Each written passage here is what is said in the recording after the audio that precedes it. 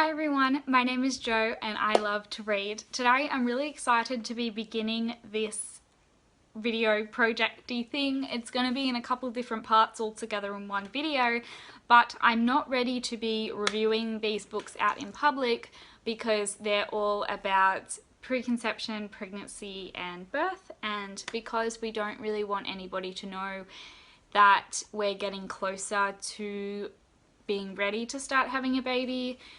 I don't want to put it out there in the world. I just don't think anybody should necessarily know my business if I don't want them to, but I still wanted to read, A, for myself because I'm all over the research, but also B, because I want this resource to be out there for other people as well that may be searching for this kind of thing. I'm not really looking for any recommendations at the moment because all of my research is going to be done, at least not like while we're active, like while we're not really trying or while we're not pregnant. I don't want to be buying like physical books that are going to be hanging around the house. I kind of just want to do my quiet own little research on my Audible account where nobody else can see except for my two sisters. I did kind of clue them in because obviously we share the same account so they can see that kind of stuff, but I did see this is on the down low, and my official line at the moment is still that we are talking about it when we get married. And like, to be honest, you know, it's that fine line between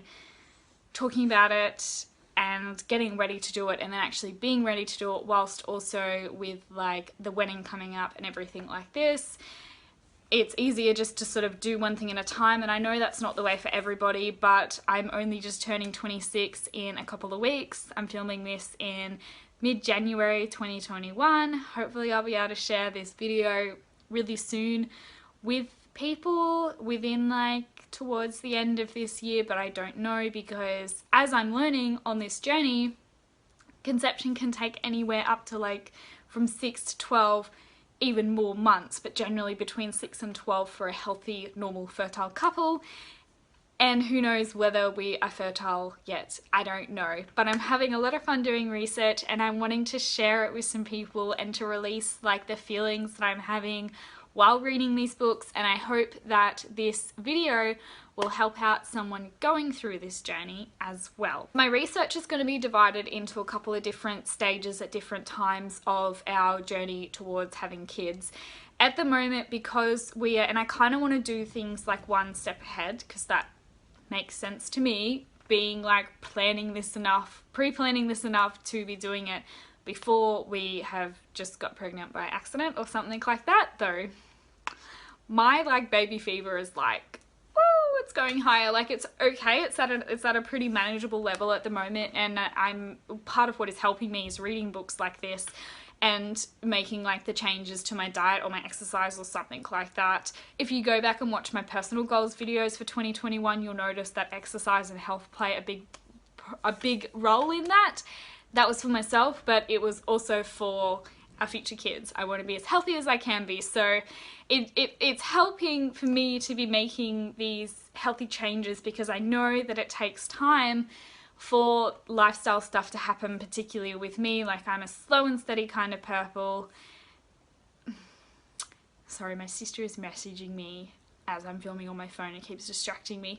I'm a slow and steady kind of person, so I'm not just going to suddenly be this healthy person that exercises every day or has a really good diet. So it's been really good that I can do this stuff and work on this stuff as I'm going and feel like we're getting closer, because like my baby fever is like it's really interesting because I mean, when you know that you want this, like, you know, like you can, I mean, so, you know, some people don't know until like they see the baby, or some people are just kind of lukewarm about it anyways, but like if you know it, like you know it.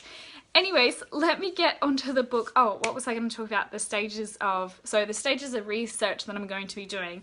So this video, hopefully I'll have enough material for it and I will release it when we're ready to tell people that we are pregnant, assuming that we can get pregnant. And it is all going to be what to do pre-conception, so pre-trying to have a baby. So what should you be doing if you do have time to plan this, what you should be doing in like the 12 months in the lead up to actually getting pregnant, before you're pregnant. So what are the health things you want to do before you start trying, how to try, all this kind of stuff. Then so I'm doing this before we're ready to try. When we are going to be starting to try, then that's when I'm going to be reading all my pregnancy books. And then when we are pregnant, again assuming that we can get pregnant, that's when I'm going to be reading the birth, postpartum, trying to raise a child kind of books. So if you're seeing, hopefully I'll have this up when I'm pregnant, and then hit me up with all your recommendations. But again, I like doing non-fiction stuff on audiobooks, so I'm mainly just searching for those and then reading the descriptions to see if they apply. But the first book that I've actually finished today is one that is probably not going to surprise people because it is one of the most well-known ones, and that is What to Expect But Before You're Expecting by Heidi Murkoff. Sorry, my computer's here. I keep looking at it to think about what I'm saying. This was a really good book. I know the one that everybody hears about is What to Expect Before You're What to Expect When You're Expecting, but this one was before, and it was like a comprehensive guide, which is what it tells you it's going to be. And I really feel like it was, even though it's the only one that I've read, so like I'm not really knowledgeable enough to judge this, but I do feel like it was worthwhile to read, and that it was really, really comprehensive because it covered everything, like what diet should you be doing, what exercise should you be doing, and it went into like medication and like when you should see your doctor and what like lifestyle changes and like your work and how that is going to affect you. And it went, and it also talked about a lot of wives' tales, like old wives' tales that you hear, like, you know, eating oysters is an aphrodisiac, and it kind of was like, yeah, there's like not really a lot of scientific research behind it, but this can't hurt, so why not? Or in terms of like things like the raspberry, the red raspberry leaf tea, which some naturopaths will tell you to drink this red raspberry leaf tea because it makes your uterus stronger and it'll cut down your labour because your uterus can push the baby out quicker. But also taking too much of it has been linked to miscarriages. So it kind of talks about like those old wives or naturopathy things and kind of goes, this is the research that's been done, like whether it's conclusive or inconclusive, this is what could happen, like the bad things, you know, maybe this one doesn't hurt, like with the oysters thing, that's not going to hurt you to be eating oysters if you think it's going to put you in the mood more to make a baby.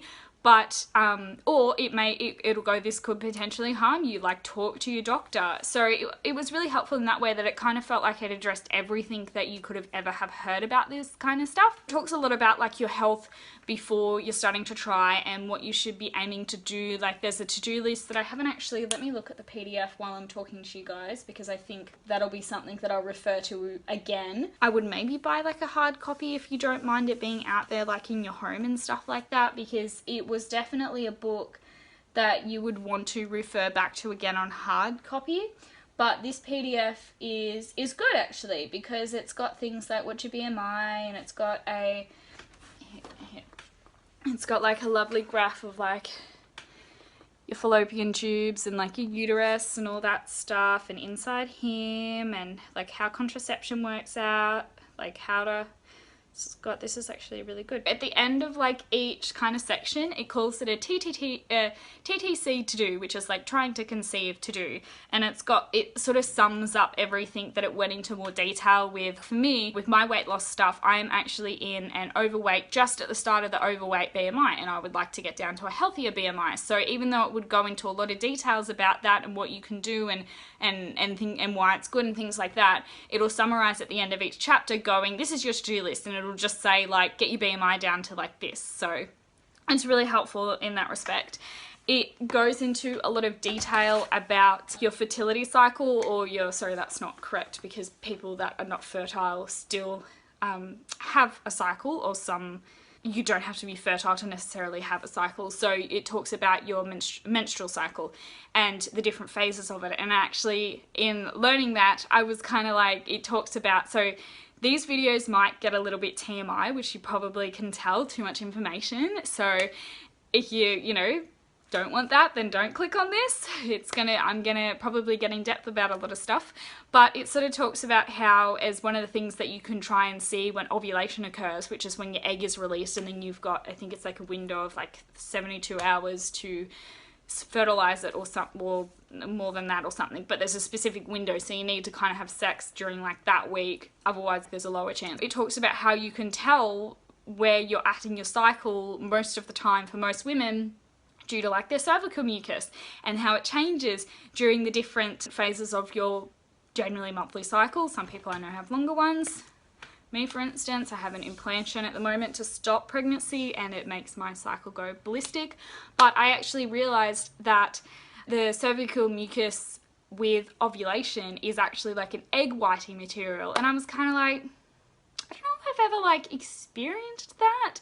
And I was all like, you know, I'm gonna go and like measure where my ovulation is so that when we're ready, I'll like bam, know exactly when it was. And Daniel's like, because your cycles are a bit weird, so maybe you shouldn't, like, it won't be accurate. And then I did some more research, and I don't ovulate with an implant. That's how I'm not pregnant. That's the contraception. So that was something that it taught me as well. It goes a lot of in depth into your cycle and when so is the best time, and how you can track that kind of stuff when you're ovulating, when is, you know, what is thought of the best times to have sex to increase your chances of ovulation, how long your egg survives, how long the sperm survives, all that kind of stuff. It even talks about like different positions, like everything.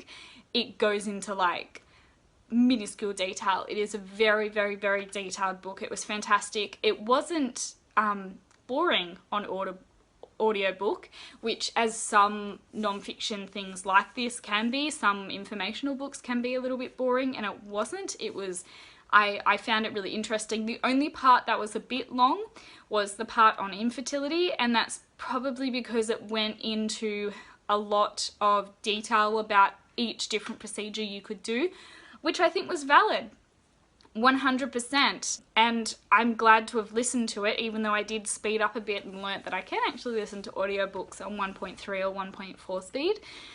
But it was just to, you know, I guess to warn you guys, if you're listening to it, that it was a bit of a hard chapter to get through because it was slow, and probably because of the nature of it. It's not as fun, and if you're not someone who, like, if you don't know whether you're fertile or not, then all that information is probably a bit like, well, I don't need it yet. So that's when maybe the physical book might be a bit better as well, so that you could just leave that chapter until you've tried for like, you know, 12 months or more, which is when they recommend, depending on your age group, it changes. Goes into detail about that as well, like your ages and like what your chances are and not, and things like that, and how your fertility drops off in percent. But maybe, you know, you could just keep that and not read that chapter, or just kind of skim it. It was hard listening to every word on audio because it was a bit slow, but it was good to listen to.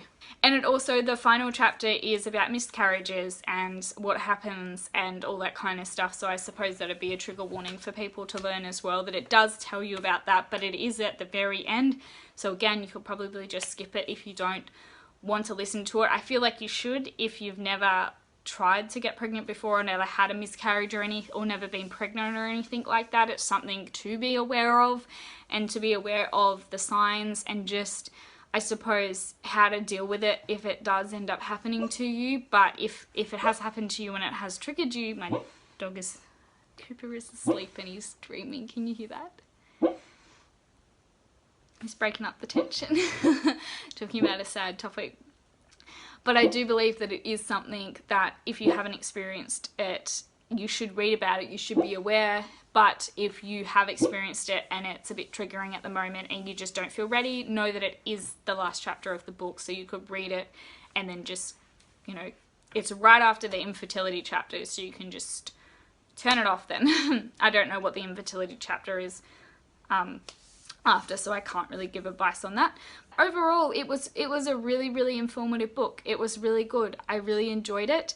The next book that I'm going to listen to at the moment after I finish my current audiobook is going to be more, I feel like it may be a bit of a jump ahead to like the schedule that I was talking about, but it's something that I believe you should get into your head before. And I know it's something personally for me, as someone that does have a bit of anxiety and has been sort of struggling with it and has largely overcome a lot of it this year. I really want to look at it before we start trying for a baby, in case we're lucky and we get pregnant right away, because I don't want to be impacted. And what I actually mean, I'm explaining this like the wrong way around, is that I'm worried that with the surge of the pregnancy hormones, I'm gonna get so anxious and then I'm going to take it out on Daniel. So I don't want to do that.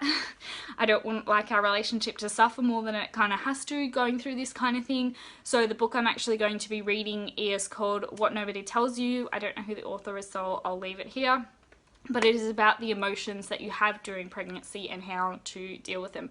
So that's what I'm going to be listening to next, and I will talk to you guys in the next segment. I don't know when I will be posting this because the next segment is going to come like you know, it's all within the one video. It'll all be like one video about before you're pregnant and then another video about books about pregnancy. You know, it'll be, yeah. So I'm excited and I can't wait to share this with you guys eventually. I don't know what it'll be. It could be next year. Who knows? Who knows? But we're starting the journey here together, and I will chat to you guys in the next segment. Hi guys, it's now mid-April and I have finished my next book. It is called What Nobody Tells You, The Guides to Emotions Throughout Pregnancy and Motherhood by Alexandra and Catherine Birndorf. To give you guys a personal update, because I'm sure that's the most interesting thing in this video, Daniel and I aren't trying at this stage. We've gotten married at the end of March. We've been on our honeymoon. We've discussed it again as we said that we would, and we're going to wait until later on in the year to talk about it again. Daniel was the one who did bring this up, but I 100% agree. It's just so nice to not have anything on at the moment. As soon as the wedding was over, I just felt this immense feeling of relief. Like, don't get me wrong, I had a great time at the wedding. I'm glad that I was so involved with the planning, but the thought of having to jump back into something straight away was, well, I mean, for baby stuff, it wasn't that bad. I would, you know, let's be real. I'd totally agree if Daniel was down to start trying. But I am really glad to also be having a break from anything, because it means I can continue to do this research at my own pace. I don't have to jump straight into doing some stuff, which again, not a lot of people choose to do that. Some people just kind of let it happen, go with the flow, but I'm a research person. I want to know what's happening, what's going to be happening, and it's just really nice to continue to do it at a self-guided pace and not at a, oh my god, this is happening in 9 months kind of pace. So that's where we're at. We're pretty happy with that. We're really happy to have gotten married. We've got some renovations coming up on the horizon, which I'm sure you guys have probably seen throughout some reading vlogs, and I'm looking forward to doing my next update with you all after I finish reviewing this book and read my next one. This is cool, and I really like doing this as a bit of a time capsule. So onto the book. I was really glad to have read this book about emotions, because a lot of books, or let's be real, like the majority of books, I've been mainly looking for books on Audible. If you've got any other great recommendations for books about pregnancy and child rearing, please leave them in the comments below, because when this video comes out, the idea is that I'm going to be like after the first trimester when we're announcing it to the general public, so you can give me books about like the later stage and birth and postpartum and raising kids and stuff. Like, let me know about all that in the comments below, because I'll be happy to purchase hard copies. But at the moment I'm still reading on Audible, and I'm not tracking any of it except for in this video, because I don't want people to know what I'm thinking. I don't always like people knowing my business, especially because they're already on me about kids. Already on both of us about it. I actually told my boss more than I thought I was going to yesterday, when we were in like this joking conversation about age and stuff like that. And like when Daniel and I got engaged, we had like a general conversation, but that was like, oh, in 2 years we'll think about it, and surprise, it's nearly been 2 years. So I think he was a little bit curious. I was like, oh, it depends who wins that conversation, ha ha ha. And then I was like, no, you know, we're happy to have a break from things, and we'll talk about it later again this year. So still very, very like open-ended. But that long-winded transition, I'm not really sure how long this video is going to go. It might be in 2 parts, because I have 2 other books that I want to read. One is about awakening fertility, which I think is more for this time of our life. I think it is more in tune than that book was. And then there's another short one again about like first-time mums and before you get pregnant, but then also while you're pregnant. So I might be splitting this up into sections, and because I didn't realize how much I talked in my first video, and I may talk a lot again in this video. Who knows? But on Audible, back to what I was saying, I'm looking on Audible and there is literally one book, which is this book that talks about emotions during pregnancy. There is a lot of stuff about emotions, like with IVF, how to get through that, and I think there is maybe something about emotions with like stillbirths or grief, and then also one about postnatal depression, so I'll probably be reading some of those later. But in terms of dealing with emotions during pregnancy and motherhood, there is not a lot out there, so I was really glad to read this book. It was really good and really worth it after I had a break. So I think when I started reading this one, which was probably pretty soon after my last update, which was in January I think, or something like that, I jumped into this one and I wasn't ready for it because I was hoping that it was going to be a lot about emotions, like it would have a chapter on dealing with emotions before you get pregnant, like are you ready, how to get like your family unit together, so that, but I suppose that's like foundational, like marriage stuff, not really super to do with like kids. And I was hoping that it would have stuff to do with like trying for a baby and the emotions that you go through that, but it actually didn't. It jumps pretty well straight into your first trimester. So that was too soon, and I did have to take a break, but it is not the fault of the book itself. The book itself, once I had a break and read it again, is really, really good and really, really invaluable. I reckon everybody who is trying to have a baby should read this because emotions are not talked about. Thank God they're being talked about more now, but the reason I picked up this book is because back when I was thinking about it, which was, I think that was even December, I was thinking about reading this book. I really needed it because one of the last remaining things that I was worried about was the hormone fluctuations going on in my body. And I have really lately have been starting to realize how much your mood and how tired you are and your hunger and stuff like that is affected by your cycle. And I probably didn't realize this as much before because I had been on contraception for pretty much 10 years, and I used the pill for a bit, but that started to make me feel sick, probably from a lot of the estrogen in it. So then I went to the implantation bar, which is progesterone, and that was really good, but I was on that for like years and years and years and years. So I wasn't ovulating, I didn't really have like a normal cycle. The implant, even though I was lucky to not have a lot of side effects, it was kind of like woo, and like I would have like no periods for 3 months and then like have a month-long period, and even though like the 3-month stretch kind of made up for like the 1 month of being on the period, it was still really frustrating. So we actually stopped using contraception on the honeymoon, kind of by accident because I forgot to take my pill with me. But that was okay because I was planning on doing that anyways. Before we were ready to start trying, I wanted to do at least 3 cycles, which is like 3 months for me. And I wanted to see like if I had a normal cycle or not, because I knew that I had a really irregular one because of the hormones that I was pumping into my body. So I've had about a month now of a normal cycle. I've ovulated, I used the test, it was pretty exciting to sort of see how it's going. I'm getting a bit more of appreciation for periods. I didn't bleed luckily a lot on our honeymoon, just for a couple of days, and then we were able to fully enjoy our honeymoon as a married couple. So that was good, and it's just nice not to be regulated by hormones. But I think I'm getting a bit of a swing with ovulating, and it's been really good for my own development to kind of realize the fact that your serotonin can like rise and drop with your periods, and like definitely go do like your own research on this.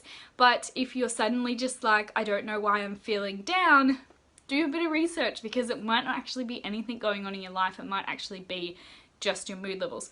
So I really wanted to read this book because I was really scared about the hormone fluctuations in pregnancy, and I did a lot of work in 2020 to improve my own self-assurance and self-esteem and self-worth in my own head. And I was really worried about getting pregnant and being a complete mess to Daniel, because like all of a sudden all that work is just gone because of the pregnancy hormones. Now I'm not. I mean, again, I kept doing some work towards the end of 2020 and the start of 2021, and that was really fantastic. So I actually feel like not like a totally different person, but I feel like a more confident person, confident in like our relationship, confident in myself, confident in my ability to handle the roller coaster of hormones that affect our moods as people who menstruate. So that was really good, and I feel like this book really helped as well because it's taken away some of the unknowns about the feelings, and the book is a big conversation about what mothers have felt and what people that carry babies have felt and how they've felt and what is normal, and it reassures you that every kind of thought that you've had in your head is normal. It's a really good conversation piece. It's written by both of those ladies that I said at the start of this clip. I probably said their names wrong because they're actually both doctors. So they have a psychiatrist clinic, and a lot of their conversations that they deal with is about mothers being like, oh my god, nobody talks about this. Is it normal? Is it normal that I'm disappointed that I'm having a boy when I really wanted a girl, even though I love my child? And all kinds of silly things like that, and even bigger things as well. One woman talked about how she was so terrified that she was going to hurt her baby or harm her baby in some way, and they just literally reassure you, and they go through it and they're like, don't worry, this is normal, what you're feeling is normal. Which is why it is a very valuable book, because it goes through, so it separates itself into the different trimester stages. So it's got first, second, third, and then fourth being postpartum, as what most people know it about. And then it talks about your baby's first year and then a few years after that. So I highly recommend it. There's not much else that I can say. They've taken a lot of questions from their clinic from over the past 10 years, and they've built this wonderful book. I am definitely going to be buying another copy of it, probably when we officially start to try, or maybe like within my first trimester, I'm not really sure. But when I'm ready to have baby books hanging about the house, this is going to be the first book that I'm going to buy, because there is so much information out there about how to physically take care of you and your baby, but there is not a lot out there about how to mentally take care of yourself. It does also talk a little bit about partners. They say that the book is guided towards the person who is pregnant and giving birth, or and they do say as well that they are sorry that they talk a lot about pregnancy at the beginning, because they realize not every parent is able to become pregnant and give birth, but they say that it's still all transferable information, and definitely to read it. And again, if you're not the one who was birthing the child, then still read it, because it's still helpful. And some of the questions are specifically directed at the parent that is not the one that is giving birth, even though most of the book is. So I highly recommend it. And I'm going to finish this clip here, because otherwise I'm just going to keep gushing about it. But now that I've gotten it out of my head, I can keep reading my next one, which is about awakening fertility. Thanks everybody for watching this one. I will see you guys in the next clip, probably in a couple months. I'm excited to give you a personal update. Maybe not much will have happened, but we'll see. Bye. Hey guys, it's now the start of July 2021, and I have finished my next 2 books. Well, sort of finished and a half. One I did finish reading, one I DNF'd. I'm going to talk about the DNF first because it's going to be really brief, but I will give you guys a personal update, which is really exciting. The exciting personal update that I have to give you guys is that we are officially doing things without no protection, which is so exciting. We're not really calling it trying, because like, I hate that society is like this, and really I don't owe an explanation to anyone, but we're having unprotected sex to have a baby, but we're not charting. So it's not like, whenever you say trying, people kind of assume that, like, you know, when ovulation is happening, you're doing it right then, and we're just kind of taking a bit more of a relaxed approach to it, which maybe some people are going to think that's a bit airy-fairy or stupid or wasting time or whatever. I mean, like, this is such a personal journey for everybody, so if you're going to be offended, or if you're going to think that I'm being dumb, well, cool, you can think that, I don't care.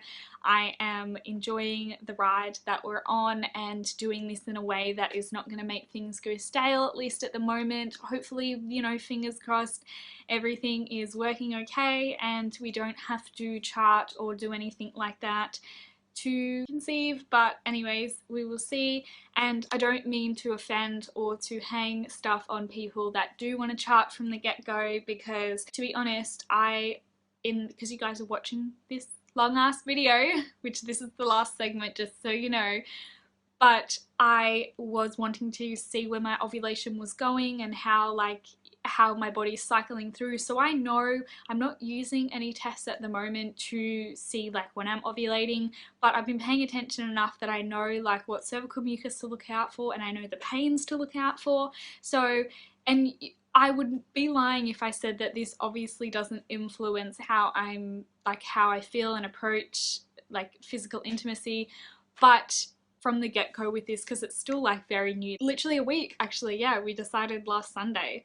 I know that you guys will be getting this like bloody in a million years, like when, you know, assuming again that we can conceive, and then when we're ready to tell people about said pregnancy, like you'll be getting it then. But it's really fresh for me, so it's really nice to be able to talk about this so openly, because we've decided not to tell anyone. Again, our personal choice. I actually had a really beautiful moment with a lady that works at the spa that I go to, and she actually told me that her and her partner have been trying for like ages, and she was like, yeah, to begin with I wasn't telling anyone, but then I kind of thought, why not? And it was really nice that I didn't tell her anything, because respecting obviously what Daniel and I have decided, but it was nice to kind of like have that conversation with her, even like in that way. So that was really great. Now I lost my train of thought on what I was saying. But yeah, it's just kind of like casual at the moment, though obviously like hoping for the best. So we'll see how that goes. We're probably going to wait until like the end of the year and just be ourselves and be normal. And we had a pretty like great sex life that was pretty frequent anyway, so the odds are in our favor. And we'll talk about it again at the end of the year, because who knows, maybe we are wasting time and we will have to sort of chart to be able to conceive in the future. But at the moment it's just fun to be doing it this way and to try and do it stress-free, because I know that's what they tell people, don't think about it and it'll happen. But how do you not as a woman? Because every little twinge going on in your body, you're analysing it, which it doesn't help that everything feels like PMS symptoms too. But anyways, that is so exciting to be on this journey, and thanks for following in this vlog to those of you who have got to the end of it. It's going to be a lot longer than most videos than what I do, but I wanted to kind of like talk about, it's kind of ended in a nice, like from us starting to do this in January I think was my first clip, and then at the end, like it's June now, and well, it's July, sorry, it feels like it's June because it's like the start of July, but it's July now and we're ready to be attempting this, so it's nice. And now I'm going to talk about the two books, and we're going to try and be brief because again, long video, and I don't have a lot to really say about these books. The first book I'm going to be talking about is the one that I DNF'd, and this one was maybe a case of maybe I didn't need to necessarily read it considering how relaxed we're being about things, because it's called Awakening Fertility, The Essential Art of Preparing for Pregnancy by Heng, Amelie, Graven, Marissa Belger. Those are the three authors that it's by. And I picked up this book because I know Hung Ao has done the first 40 days, and it talks about all about postpartum and like honoring the woman and treating her with a lot more respect than what our current culture that I live in does. And even though I haven't read that book, I was really kind of thinking, hey, maybe this is like the right one to be reading. As I'd sort of explained before, that I felt like I sort of almost had read some of the books too early than what stage I was going through in my life, even though my intentions were good when I was first thinking about doing this research. And I was like, cool, this is not like, you know, it's not about getting pregnant, it's just about awakening your fertility. But the problem that I found with this book, which again, this is a me thing, so I don't really want to dissuade people from reading it. And again, this is kind of like me sitting up here on like my high horse, not in hindsight, like not in hindsight thinking that, or just assuming at the moment that we're fertile. But I didn't really like the tone, and granted again I didn't get very far through this, but I didn't like the tone that was kind of like women should be preparing for fertility their whole lives, and that kind of sucked, because I was like, you know, for one, no, they shouldn't, because women are so much more than just childbearers, and putting that kind of message out I think can be really dangerous. But I was also whinging about this to my older sister Brooke, and she was like, yeah, and so how are you supposed to fix the last 25 years? Exactly. And I mean, granted, that's what the book is about, I guess. Again, haven't read all of it, there could be some gems in it, but I just didn't really care for the tone. I was in a place where I probably didn't need to be reading this book. I might, who knows, you know, 6 months down the track in December, if nothing's happened and I'm feeling lost, then maybe I'll pick up this book and it will help. But I almost feel like I would rather go to a Chinese medicine practitioner as opposed to reading about it in this book. So it really was like a me thing. And I do like that they talk about your menstrual cycle not just being about babies, but also an indication of how healthy you are as a whole person, because if your periods are irregular or they're really heavy, or if you don't get them, that's all signs of like things that are going wrong in your body. So I do agree with that. It's just I probably didn't need to read it or read this much, so it was a really easy decision to DNF that one. And then the second book that I read, which is the last in my sort of pre-pregnancy books, is First Time Mums Prior to Pregnancy, Less Fear, More Cheer by Sarah Keller. This was a really good book. I wasn't too sure about it at the beginning because, to be honest, I probably could have just read What to Expect Before You're Expecting and I would have been fine. But if you're looking for, I guess, a more modern approach, or not to say that What You Expect Before You're Expecting isn't modern, but it just, this First Time Mums felt more modern. The cover's cuter. It felt like it was kind of like a more casual version of what was getting doled out in What to Expect Before You're Expecting. And if you've got something wrong with that kind of series, the What to Expect series, then I would definitely pick up this book because it's really good.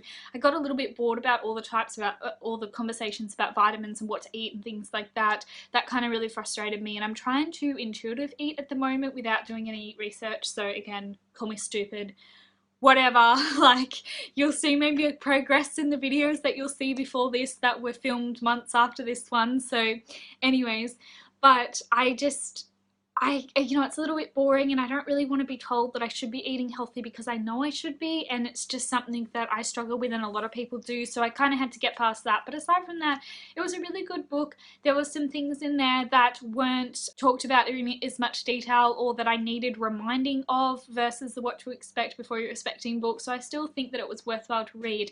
And I also really liked that it didn't assume that the women in this book, so this is going to be like more in regards to the actual making the babies, or what Sarah Keller calls stuffing the sheets, but it didn't assume that every woman reading, or every woman that was trying for a baby, had had sex before. And I really liked that it kind of took the time. And I've read other reviews of this book, and some women actually found that like annoying and like condescending or something, but I actually really liked it.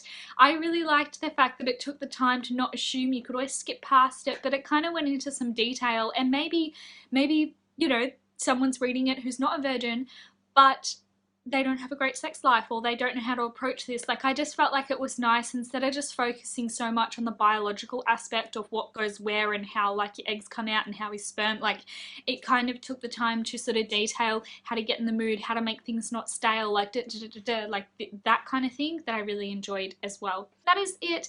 I'm sorry that they're not more detailed reviews for those last two. I really think that you could definitely read the emotions book, like 110%. I'm gonna go and reread that again now that we're actually at this journey, because I'm kind of realizing that even though I want to be one step ahead, which is not a bad thing, but maybe I'm forgetting things. So I'm not actually going to be reading, I don't think, we'll see, because I like the research, but and also in the interest of still keeping my life and my other interests, I think I'm going to at least call it for now with the research.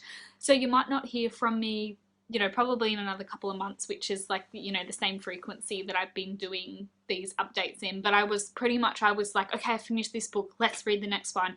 Whereas I kind of want to have a bit of a break, read a bit more of my Audible library that I've got, because I always tend to download the Audible extra ones, and just kind of take a chill pill a little bit from all of this, because I'm still like constantly reminded of this. I don't need to be reading things to be reminded of what we're doing. So it's kind of like, I don't want to do so much research that A, again, I'm going to forget, but that also B, I feel like that's what my life is full of, and that's something that we don't want to happen. Because, and that was actually, it was really funny because I was feeling really keen, and then probably like a couple of weeks before Daniel decided that he was ready to start doing this now, I kind of was a bit like, had a freak out and was like, oh my god, like my life is going to be so different, like maybe I want to wait, and like, do I actually want to have kids? And I'm like, no, like I know I do. And it was funny because then I kind of talked to him and I was like, oh, this is how you feel, right? And he's like, no, like, you know, you just bring your kid with the things that you normally do. And like, and I was like, okay. I thought we were going to bond about this now, but I think when I was talking to him at that point, he was sort of getting closer to being ready, but not wanting to like tell me, like, you know, he wanted to sit with those feelings. I'm probably going to, if I want to be reading any more content before then, go back and read the emotions book. So guys, 100% recommend the emotions book. Read it, like I would even say read it before or whilst you're trying, get it, you know, read that and then read it again like when you're pregnant, or like just, it's just great. And I don't think that enough can be said about the emotions that you go through. And then again, either pick, you know, What to Expect Before You're Expecting, or pick First Time Mums by Sarah Keller. Like either of them are great, and I have had a really great journey with you guys filming this. I hope you've enjoyed it. For those that have stuck to the end, I know that this won't be everybody's cup of tea, so, you know, apologies in advance for the TMI, but also sorry not sorry. This is women's bodies. This is, you know, I hate that I should have to feel like apologizing for TMI, because this is what it is about. And if you're clicking on a video that is all about, you know, our preconception journey and preconception books, then that's your own fault for feeling like you've got TMI. So apology rescinded, and I hope you guys learnt some. Let me know in the comments below about you guys. Have you been on this journey, or are you going on this journey at the moment? Like, are you waiting for it? Like, tell me everything. I would love to know. No subject is TMI, so let me know. Alright guys, I'll see you in my next video. I will be doing another one talking about like the pregnancy books that I've read and like raising children and stuff, so I will be doing all that kind of stuff as well, because I like to read about things. I don't like to go in feeling like I'm not prepared, and audiobooks is a really great way to do that and really great entertainment. So thanks so much everybody. I will talk to you in my next video. Bye!